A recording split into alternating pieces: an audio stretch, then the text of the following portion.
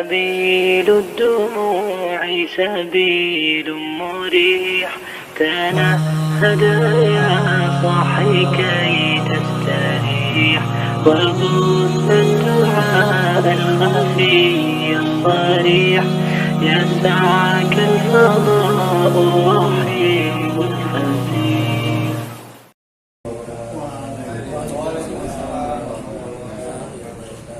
Alhamdulillah الذي أرسل رسوله بالهدى ودين الحق ليظهره على دين كله وكفى بالله شهيدا.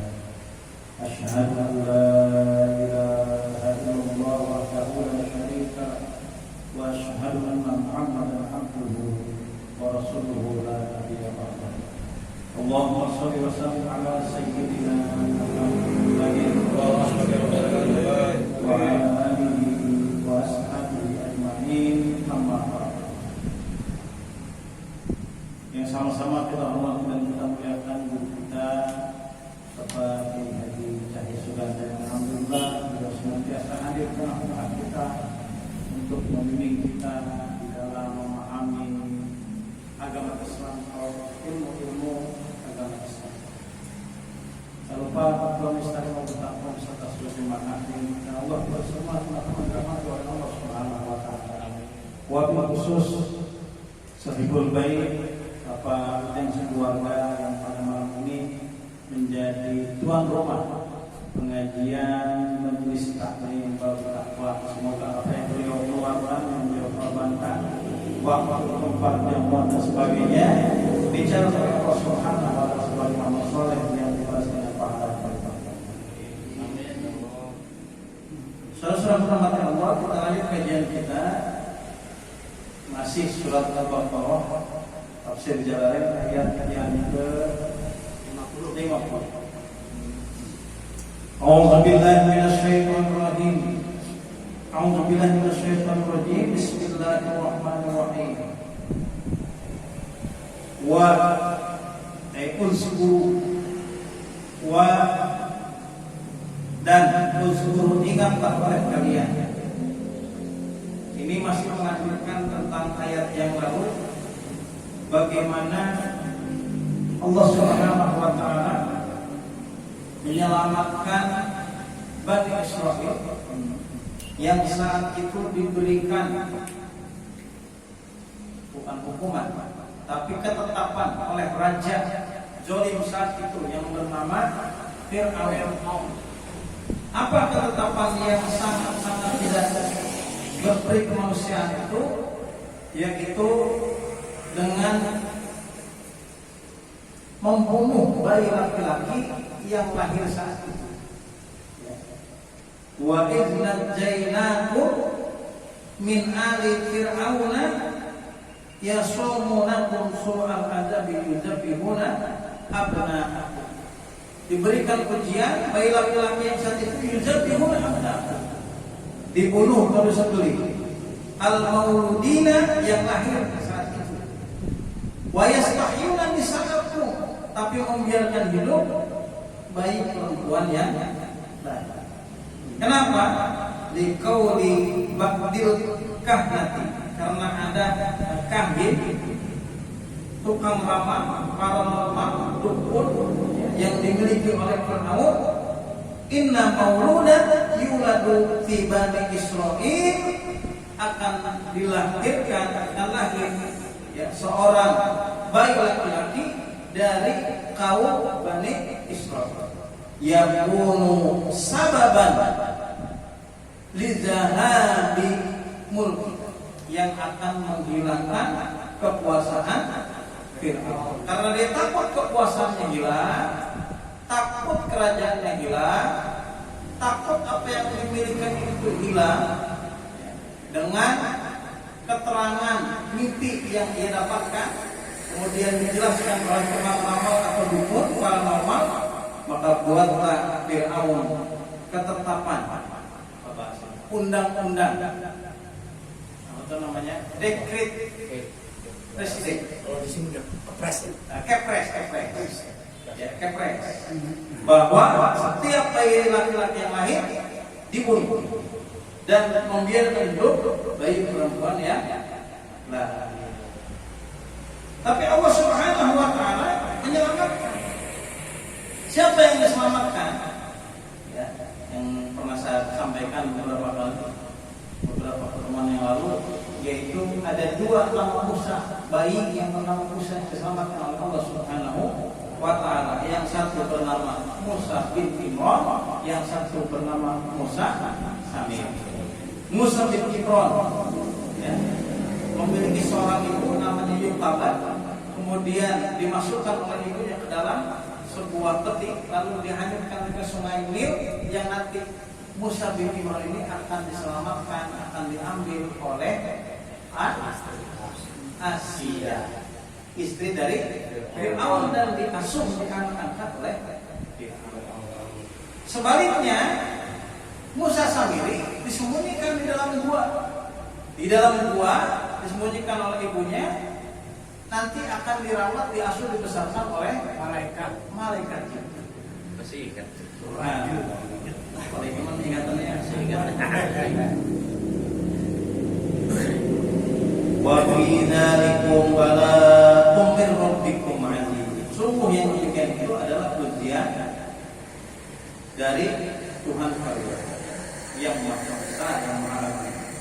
Nah, ini kelanjutannya, wazkuru, dan ingatlah oleh kalian isfarotna falakna, tatkala kami belah bikum untuk kalian, disabab bikum maksudnya dengan sebab untuk menyelamatkan Bani Israel yang saat itu lari dari Mesir, dari kejaran Fir'aun dan tentaranya yang mau membunuh mereka. Awalnya nggak tahu kalau Musa itu nabi, karena memang tidak terlihat. Tapi begitu mulai nampak tanda-tanda kenabian, ya, kekuatan yang dimiliki oleh Musa, di antaranya Nabi Musa alaihissalam pernah memisahkan dua orang laki-laki yang sedang berkelahi.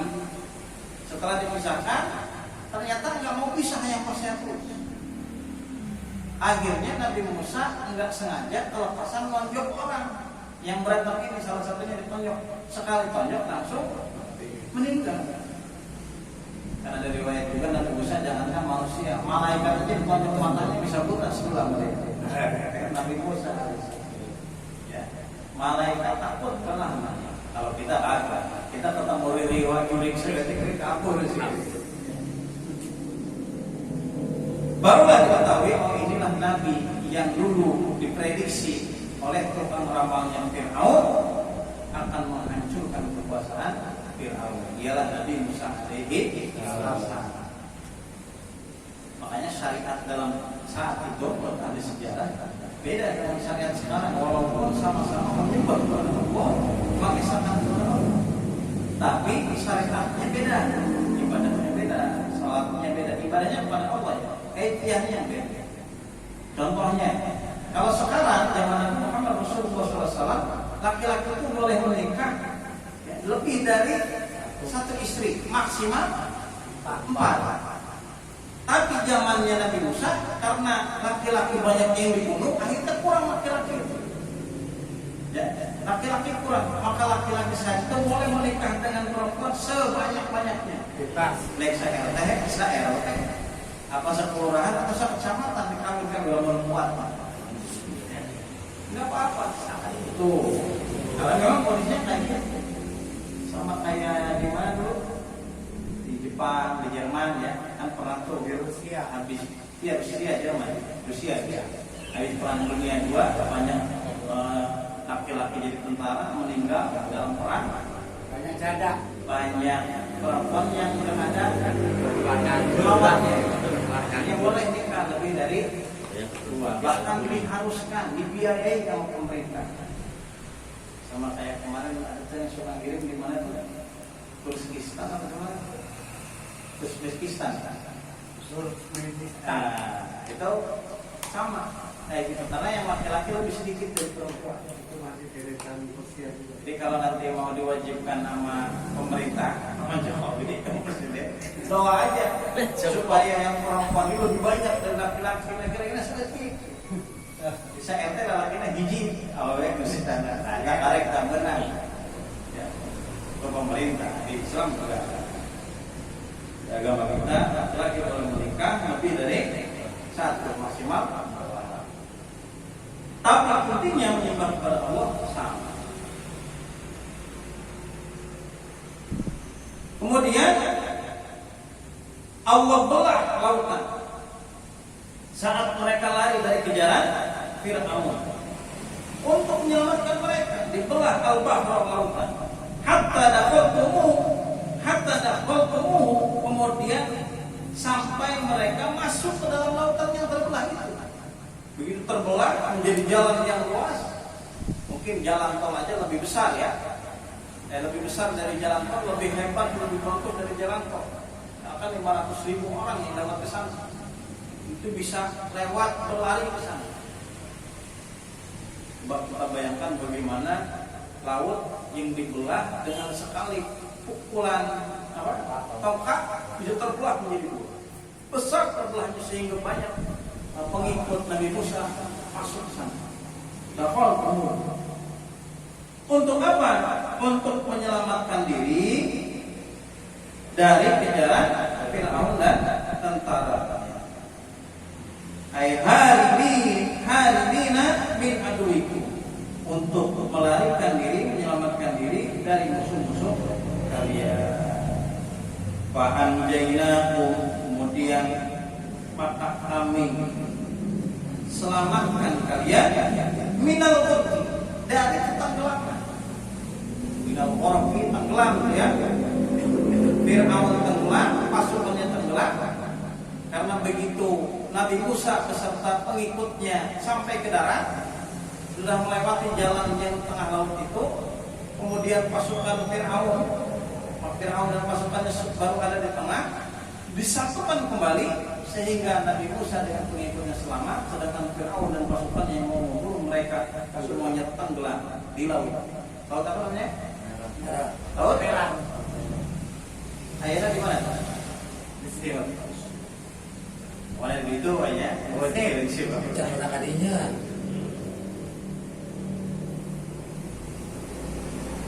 Wa agraqna ala fir'auna, wa agraqna, dan kami tenggelamkan ala fir'aun, keluarga Fir'aun, maksudnya ahli-ahli Fir'aun dan pasukan-pasukannya, kaumnya ma'hum, bersama dengan Fir'aunnya. Wa antum tanzurun, dan itu disaksikan ila intibaqil bahri alaihi, tenggelamnya Fir'aun dengan pasukannya itu, dengan kelompoknya, dengan kaumnya, disaksikan, dilihat oleh mata kepala sendiri dan oleh Nabi Musa dengan para pengikut. Tujuannya apa? Tak lain dan tak bukan agar mereka menjadi orang-orang yang bersyukur, yang beriman, karena telah diselamatkan oleh Allah Subhanahu wa Ta'ala. Ini sampai ayat-ayat berikutnya sama, masih menjelaskan tentang Bani Israil. Bila Allah yang diselamatkan, ya, bahkan Allah tunjukkan khawariqul ada, sesuatu yang tidak bisa dinalar oleh akal, tapi terjadi zaman itu. Tongkat berubah menjadi ular, tongkat bisa membelah lautan, dan masih banyak lagi sampai Allah turunkan nanti ayat berikutnya makanan dari langit, manna wassalwa, daging burung puyuh dan madu. Yang mengatakan bukan berarti daging burung puyuhnya atau dari burung bidaranya itu dari langit pada terbang gitu ya, udah dapat makanan goreng sama madunya di kelas hari berbuka. Kata ulama banyak padang kan, jadi banyak saat itu burung-burung sejenis burung darah atau burung puyuh yang jinak. Begitu dia ada hingga di dekat Bani Israil, diambil, dipotong, bisa dimasak. Kemudian yang madu bukan berarti madu yang muncul di langit, bukan. Tapi setiap pagi itu di batu-batu, di daun-daunan ada semacam benda cair seperti lem, agak lengket. Kalau dia diambil, dimasukkan ke air, kemudian disatukan, diminum, itu menjadi minuman yang nikmat, lezat, yang menyehatkan, sama seperti madu. Itu di dalam tafsir Quraisy al-Misbah seperti itu. Jadi setiap pagi itu ada semacam zat seperti lem nempel dia ke daun-daun itu setiap pagi sebelum matahari terbit. Kalau diambil oleh Bani Israil dicampurkan ke air diminum, itu sama enaknya seperti madu. Bukan berarti botol yang isinya madu terbang dari langit.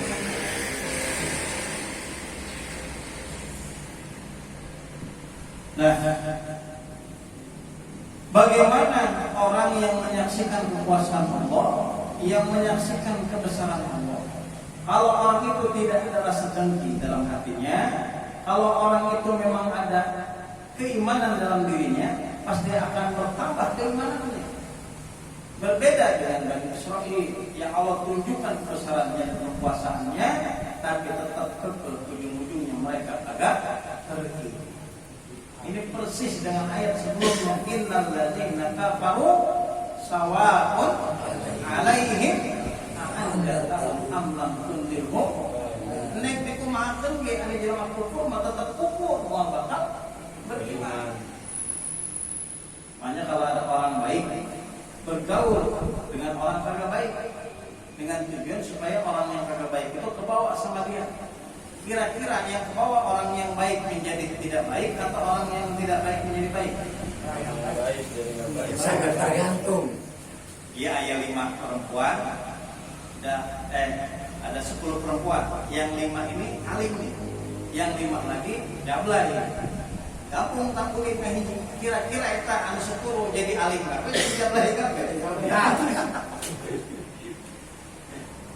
Ija ijtama al-haq wal batil yajibul batil.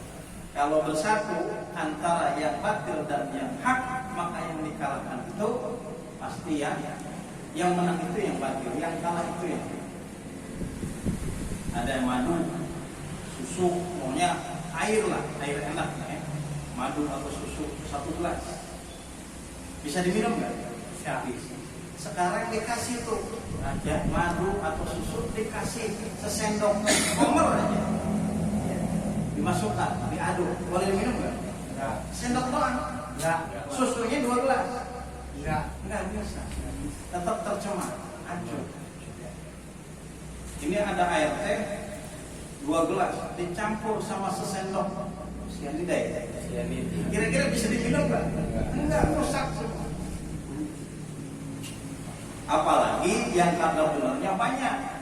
Anu benernya 2 orang, yang kagak benernya 8 orang, ya udah. Ya, salah. Kecuali orang-orang yang memang benar-benar Allah berikan keistimewaan, karomah, mukjizat, maunan, sehingga mereka bisa memberikan petunjuk menjadi wasilah diturunkan hidayah dari Allah Subhanahu wa taala. Kesimpulannya, semua yang terjadi pada diri kita, kebaikan, keburukan, termasuk keselamatan dalam kehidupan kita, itu semuanya atas kudrat dan birodhatnya Allah Subhanahu wa taala. Kita harus bersyukur, yang kita harus makin mendekatkan diri kepada Allah Subhanahu wa taala. Sama seperti orang-orang Bani Israil yang Allah tunjukkan, Allah selamatkan dari ketenggelaman agar mereka bersyukur, beriman kepada Allah Subhanahu wa taala. Jangan sampai kita memiliki sifat seperti Yahudi, seperti Bani Israil. Maka Allah sudah berikan kepada nikmat, Allah berikan kepada kita kelebihan, Allah berikan kepada kita kesehatan, banyak umur, ilmu, tapi kita tidak mau taat, tidak mau bersyukur kepada Allah Subhanahu wa taala. Itu yang bisa kita bahas pada pertemuan malam ini. Karena biasanya kan semuanya agak sore, ini agak malam. Kalau dilanjutin agak panjang lagi. Kita sebelum bertanya jawab, kita tutup dulu dengan membaca alhamdulillahirabbil alamin. Assalamualaikum warahmatullahi wabarakatuh.